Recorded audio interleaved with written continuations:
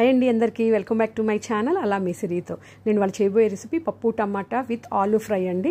నేను చేసే పద్ధతి మీకు చూపిస్తున్నానండి. మీకు నచ్చితే ట్రై చేయండి.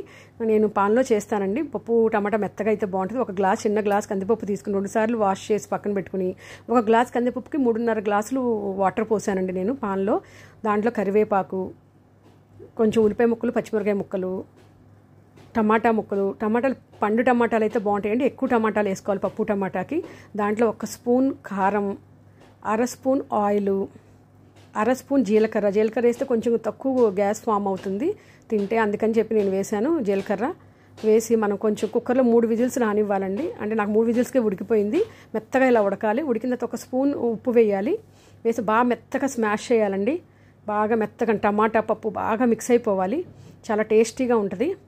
తర్వాత మనం ఒక 10 నిమిషాలు చింతపండు నానబెట్టుకున్నాము పక్కన. దాన్ని జ్యూసి తీసి ఈ పప్పు టమాటాలో ఈ తామరని జ్యూస్ని వేయాలి.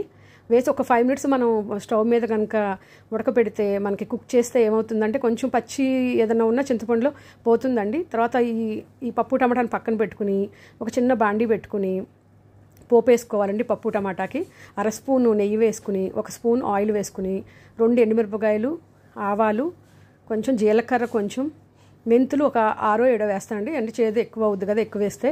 తర్వాత వెల్లుల్లిపాయలు ఎక్కువ వేసుకోవాలి దీనికి. కరివేపాకు, పసుపు వేసి మనం లో ఫ్లేమ్లో కనుక బాగా కొంచెం పోపుని బాగా వేగనిచ్చి కరివేపాకు, కొత్తిమీర ఉంటే కొత్తిమీర వేసుకోవచ్చు అండి. నా దగ్గర కొత్తిమీర లేదు, అందుకే నేను వేయలేదు. ఈ పోపుని మనం పప్పు టమాటాలో కలుపుకుని యాడ్ చేసుకుని తిప్పుకుంటే సూపర్గా ఉంటుందండి. పప్పు టమాటా బాగా మెత్తగా అవ్వాలి. అంత మెత్తగా అయితేనే అంత టేస్ట్ పప్పు టమాటాకి.